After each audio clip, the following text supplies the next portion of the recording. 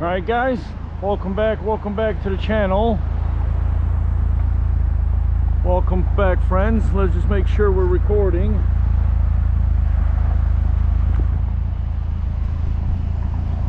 And we are.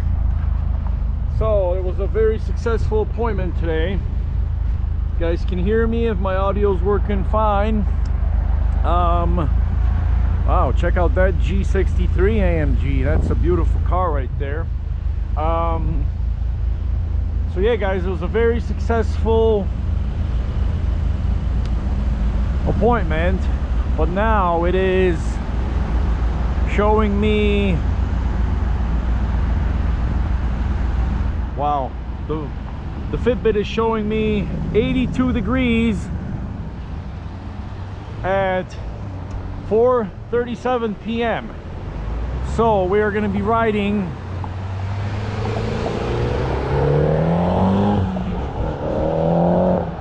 in some pretty foggy, well, in some pretty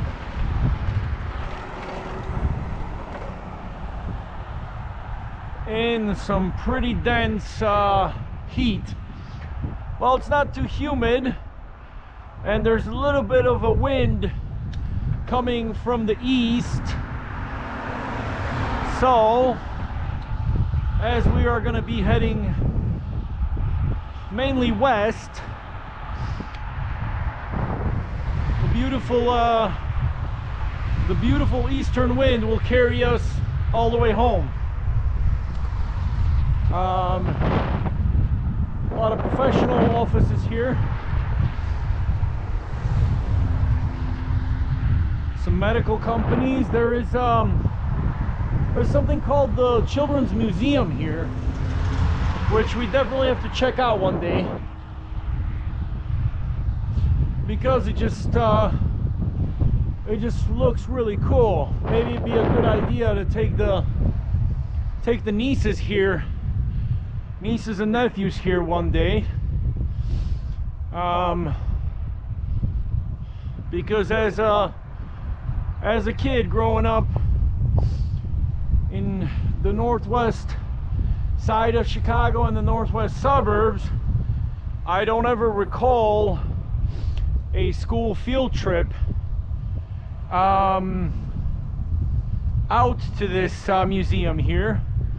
So the schools never took us there, although we had some pretty cool experiences.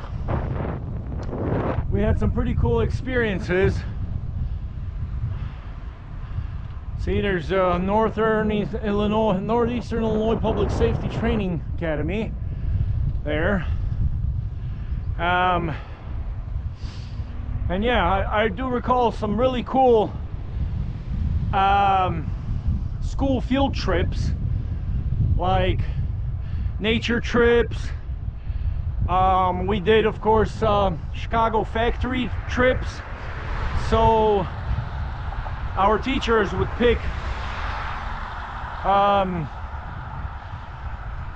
a local factory that would have like a school trip visit kind of thing planned, and then what they would do is partner up with them, you know, just to kind of walk kids through certain things like automation. Yeah, see here, Kohl Children's Museum of Greater Chicago. Certainly a place. There's a little doggy and a bone. Yeah, certainly a place worth visiting. Now getting back to our school field trips. Yeah, we I remember we did at school, I mean, we did a few trips, but one that I can recall pretty clearly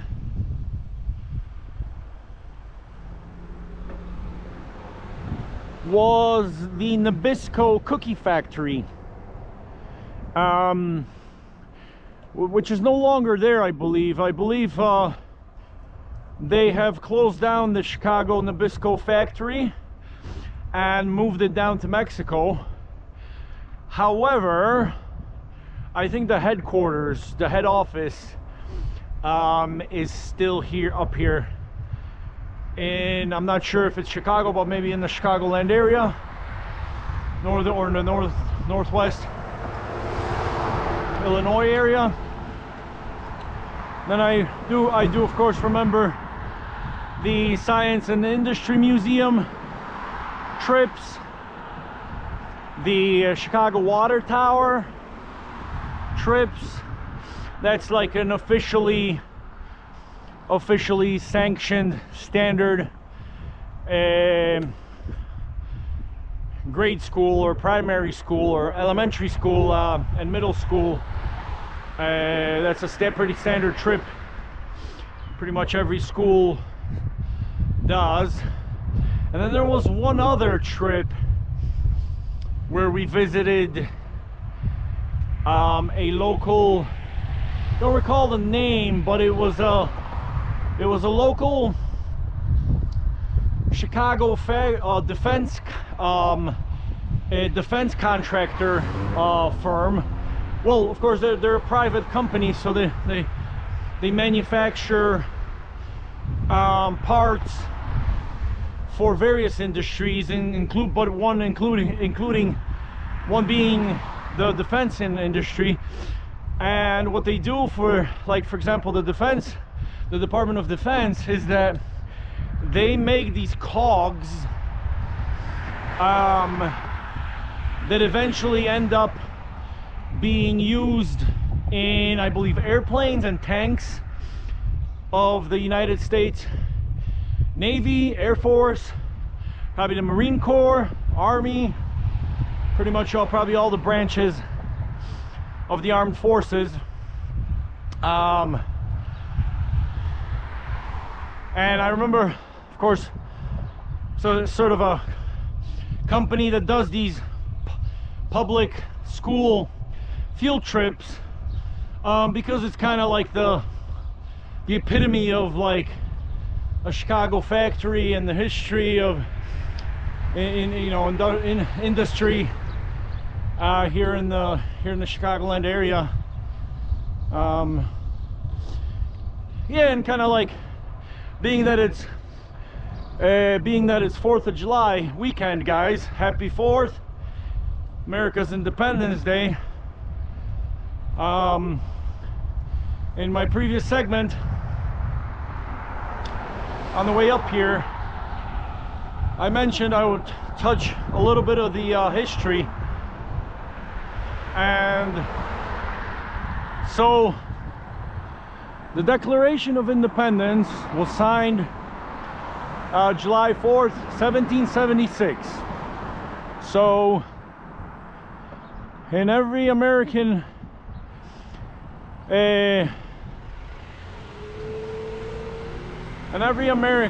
that those dates mean something.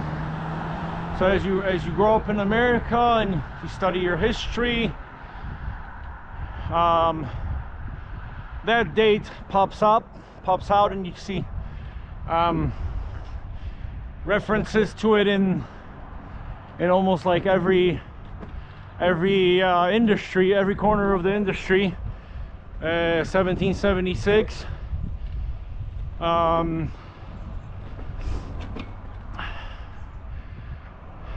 of course, independence was won from Great Britain.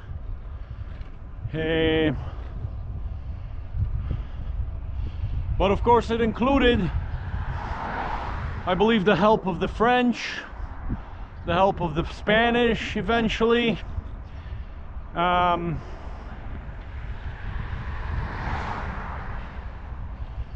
there was definitely a lot of variables that contributed to America's independence. You know, Manifest Destiny, which was a program to move from the original 13 states, or the 13 colonies, to move out west. But if you guys notice, the American flag, the United States, the flag of the United States of America, has 13 stripes, signifying the original 13 colonies. And then of course it shows the 50 stars, and the 50 stars signify the 50 states that we currently have. Incorporated States of America. And so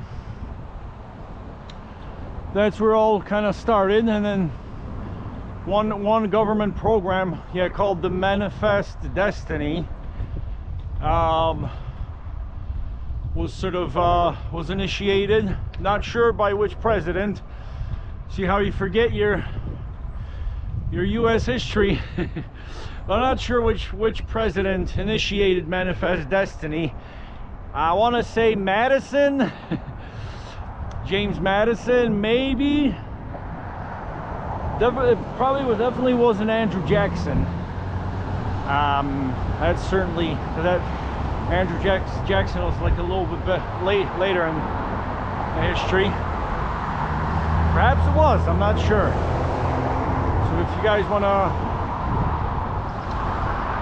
wanna research that, I sort of very ill prepared, as I didn't have much time today